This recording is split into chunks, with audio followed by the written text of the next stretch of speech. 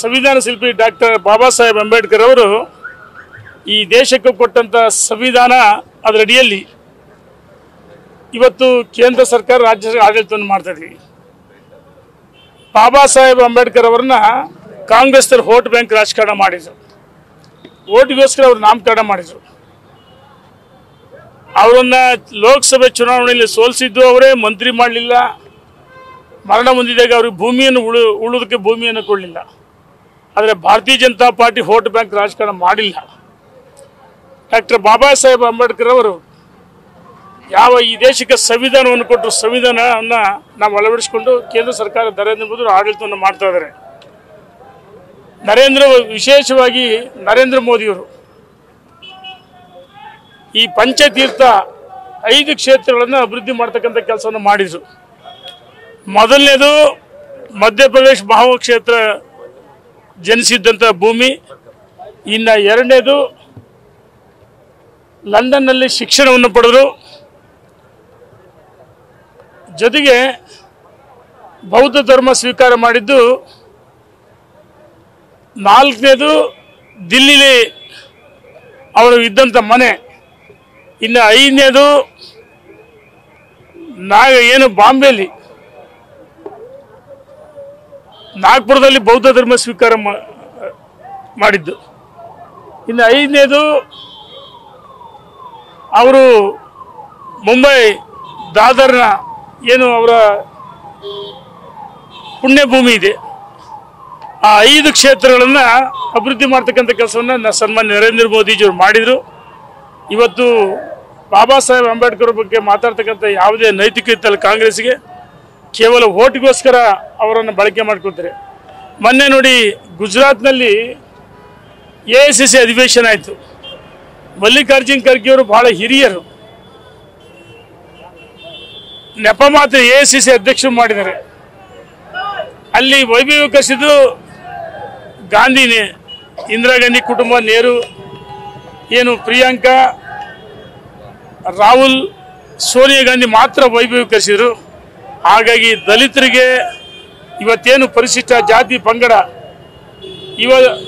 ಕರ್ನಾಟಕದಲ್ಲಿ 40,000 ಕೋಟಿ ಹಣವನ್ನು ನಾವು ರಿಸರ್ವ್ ಆಗಿ ಮೀಸಲಿಟ್ಟಿದ್ವಿ ಆ ಸಮುದಾಯಗಳಿಗೆ.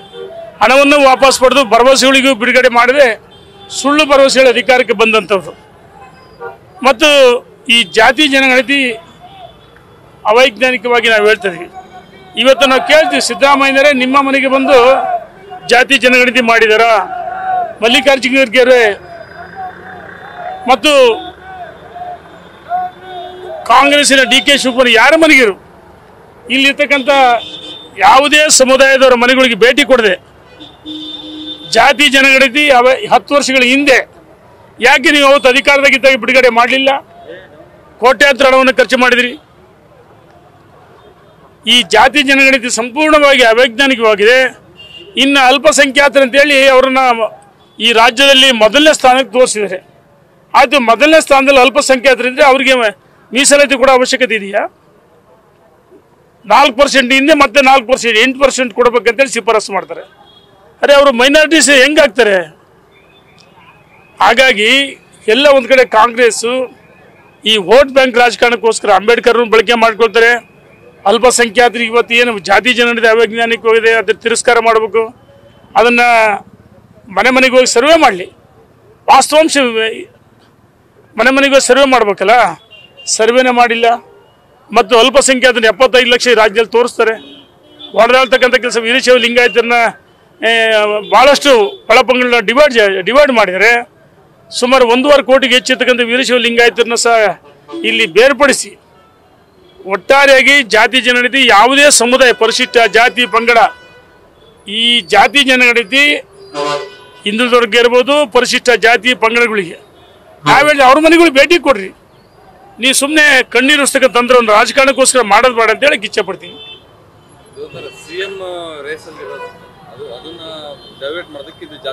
ಇದು ನೋಡಿ, ಎಲ್ಲ ಒಂದ್ ಕಡೆ ಸಿದ್ದರಾಮಯ್ಯನವರಿಗೆ ಮನವರಿಕೆ ಆಗಿದೆ. ಇದು ಸೂರ್ಯ ಚಂದ್ರ ಎಷ್ಟು ಸತ್ಯನೋ ಶೇರಿಂಗ್ ಮಾತುಕತೆ ಆಗಿದೆ, 100% ಸತ್ಯ ಅಗ್ರಿಮೆಂಟ್ ಆಗಿದೆ. ಸೋನಿಯಾ ಗಾಂಧಿ, ಪ್ರಿಯಾಂಕಾ ಗಾಂಧಿ ಅವ್ರ ಮಧ್ಯದಲ್ಲಿ ಸನ್ಮಾನ್ಯ ಡಿ ಕೆ ಶಿವಕುಮಾರ್ ಅವರು ಸಿದ್ದರಾಮಯ್ಯ ಅಧಿಕಾರ ಕೊಡುವ ಸಂದರ್ಭದಲ್ಲಿ ಏನು ಚರ್ಚೆ ಆಯಿತು 2 ವರ್ಷದ ಹಿಂದೆ, ಸುತರಾಮ್ ಒಪ್ಪಿರಲಿಲ್ಲ ಡಿ ಕೆ ಶಿವಕುಮಾರ್ ಅವರು. ಕೊನೆಗೆ 2.5 ವರ್ಷ ಸಿದ್ದರಾಮಯ್ಯನವರು, 2.5 ವರ್ಷ ನೀವು ಅಂತೇಳಿ ಅಲ್ಲಿಂದ ಕರೆ ಮಾಡಿ ಮಾತಾಡಿ ಮೇಲೆ ಡಿ ಕೆ ಶಿವಕುಮಾರ್ ಒಪ್ಪಿದ್ದು. ಸೂರ್ಯಚಂದ್ರ ಎಷ್ಟು ಸತ್ಯನೋ ನವೆಂಬರ್ ಡಿಸೆಂಬರ್ಲಿ ಶೇರಿಂಗ್ ಅಧಿಕಾರ ಹಸ್ತಾಂತರ ಮಾಡೇ ಮಾಡ್ತಾರೆ. ಕೊನೆಗೆ ಯಾವ ಮಟ್ಟಕ್ಕೆ ಈಗ ಅವರು ಕೆಲವು ಸಿದ್ದರಾಮಯ್ಯನವರು ಅವ್ರ ಮಧ್ಯೆ ಏನು ಸಂಘರ್ಷ ಇದೆ. ನಮಗೆ ಕಾಂಗ್ರೆಸ್ ಅವ್ರ ವೈಯಕ್ತಿಕ ವಿಚಾರ ಶೇರಿಂಗ್ ಮಾಡೋದು ಮತ್ತೊಂದು. ಆದರೆ 100ಕ್ಕೆ 100 ಶೇರಿಂಗ್ ಮಾತುಕತೆ ಆಗಿದೆ. ಹಸ್ತಾಂತರ ಮಾಡೋಕ್ಕೋಸ್ಕರ ಇವೆಲ್ಲ ಜಾತಿ ಜನಗಣತಿ ಮತ್ತೊಂದು ಮೀಸಲಾತಿ ಇವೆಲ್ಲ ಸೃಷ್ಟಿ ಮಾಡ್ತಾ ಇದ್ದಾರೆ. ಕಾಂಗ್ರೆಸ್ ಹೊಡೆದ ಮನೆಯಾಗಿದೆ. ಕಾಂಗ್ರೆಸ್ಸಿನ ಬಹುತೇಕ ಸಚಿವರುಗಳು ಹಿರಿಯರಾದ ಶಾಮನೂರು ಶಿವಶಂಕರ್ ಒಪ್ಪಿಲ್ಲ, MB ಪಾಟೀಲ್ ಅವರು ಒಪ್ಪಿಲ್ಲ, ಅವರ ಮುಖಂಡರುಗಳು ಭಾಳಷ್ಟು ಜನ ಡಿ ಕೆ ಶಿವಕುಮಾರ್ ಒಪ್ಪಿಗೆ ಇಲ್ಲ. ಹಾಗಾಗಿ ಕಾಂಗ್ರೆಸ್ನಲ್ಲಿ ಅಪಸ್ವರ ಇದೆ. ಜಾತಿ ಜನಗಣತಿ ಬಿಡುಗಡೆ ಮಾಡಿದರೆ ಕಾಂಗ್ರೆಸ್ ಸರ್ಕಾರ 100ಕ್ಕೆ 100 ಪತನ ಆಗುತ್ತೆ. ಇದು ಒಂದು ಅಸ್ತ್ರ. ಅವ್ರು ಏನು ಶೇರಿಂಗ್ ಇದೆ ಶೇರಿಂಗ್ ಮಾಡಿ ಅವ್ರ ಮಧ್ಯೆ ಸಂಘರ್ಷ ಆಗುತ್ತೆ.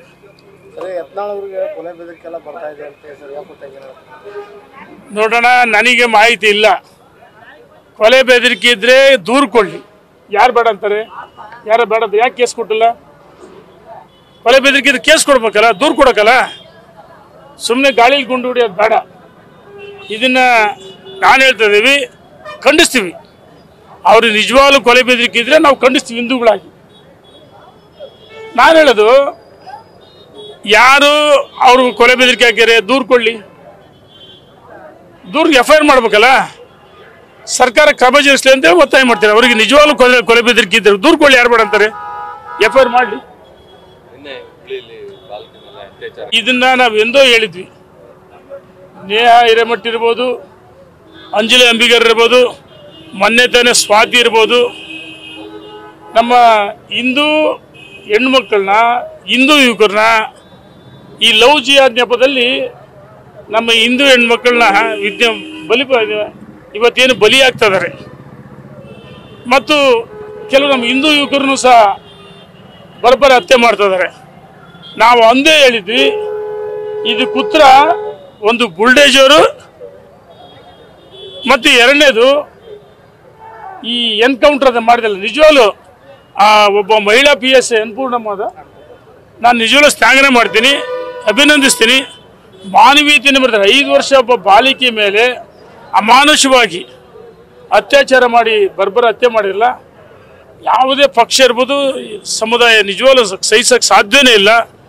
ಆ ಒಬ್ಬ ಮಹಿಳಾ PSI ದಕ್ಷತೆಯನ್ನು ನಾವು ಮೆಚ್ಚಬೇಕು. ಸರ್ಕಾರ ನಿಜವಾಗ್ಲೂ ಆ ಬಾಲಿಕೆಯ ಕುಟುಂಬಕ್ಕೆ ಪರಿಹಾರ ಕೊಡಬೇಕು ಮತ್ತು PSI ಅನ್ಪೂರ್ಣಮ್ಮಗೆ ಪ್ರಶಸ್ತಿ ಕೊಡಬೇಕು ಅಂತ ಒತ್ತಾಯ ಮಾಡ್ತೀನಿ. ಬಿಜೆಪಿ RSS ಏನಿದೆಯಲ್ಲ, ಅಂಬೇಡ್ಕರ್ ವಿಚಾರದಲ್ಲಿ ಬಿಜೆಪಿ ಮತ್ತು RSS ಖರ್ಗೆ ಹೇಳ್ತಾರಣ್ಣ. ಖರ್ಗೆನೆ ಮೊನ್ನೆ ಅಹಮದಾಬಾದ್ನಲ್ಲಿ ಎಷ್ಟು ಮಟ್ಟಿಗೆ ಗೌರವ ಕೊಡಿದ್ರೆ ಖರ್ಗೆ ಅವರು ಆತ್ಮಾವಲೋಕನ ಮಾಡಿಕೊಳ್ಳಿ. ನೋಡಿ, ಭೀಮ ಹೆಜ್ಜೆ 100 ವರ್ಷ ಆಯಿತು. ಇವರು ಬಾಬಾ ಸಾಹೇಬ್ ಅಂಬೇಡ್ಕರ್ ಅವರು ನಿಪ್ಪಾಣಿ 10-11 ಏಪ್ರಿಲ್ 10-11 ಅಲ್ಲಿದ್ದರು. ಮೊನ್ನೆಗೆ 2 ವರ್ಷ ಅಲ್ಲ, ಈ 100 years ಆಯಿತು. ಈ ಶತಮಾನೋತ್ಸವ ಕಾಂಗ್ರೆಸ್ ನೆನಪಡ್ಕೊಳ್ತಾರ? ಯಾಕೆ ಇದ್ರ ಬಗ್ಗೆ ನೆನಪಡ್ಕೊಳ್ತಾರೆ? ಇದ್ರ ಬಗ್ಗೆ ಮಾತಾಡ್ತಲ್ಲ. ಮಹಾತ್ಮ ಗಾಂಧೀಜಿಯವರು ಶತಮಾನೋತ್ಸವ ಸುವರ್ಣಸೌಧದಲ್ಲಿ ಆಚರಿಸಿದ್ರು. ನಾವ್ಯಾರು ಮಹಾತ್ಮ ಗಾಂಧೀಜಿ ವಿರೋಧಿಗಳಲ್ಲ, ಅಹಿಂಸೆ ಮಹಾತ್ಮ ಗಾಂಧೀಜಿ ಗೌರವಿಸ್ತೀವಿ. ಆದರೆ ಇವ್ರಿಗೆ ಯಾಕೆ ಅಂಬೇಡ್ಕರ್ ನೆನಪರಿಲ್ಲ? ಅಂಬೇಡ್ಕರ್ ಕೇಳಿ ಓಟ್ಗೋಸ್ಕರ ರಾಜಕಾರಣ ಮಾಡೋರು, ಲಿಪ್ಸ್ ರಾಜಕಾರಣ ಯಾರು ಮಾಡ್ತಾರೆ? ನೀವೇ ನೋಡ್ಕೊಳ್ರಿ. ಖರ್ಗೆ ಅವರೇ, ನೀವು ಹಿರಿಯರು, ನಿಮ್ಮ ಬಗ್ಗೆ ನಮಗೆ ಗೌರವ ಇದೆ, ಅರ್ಥ ಮಾಡ್ಕೊಳ್ಬೇಕಂತೇಳಿ ನಾವು ಒತ್ತಾಯ ಮಾಡ್ತೀವಿ.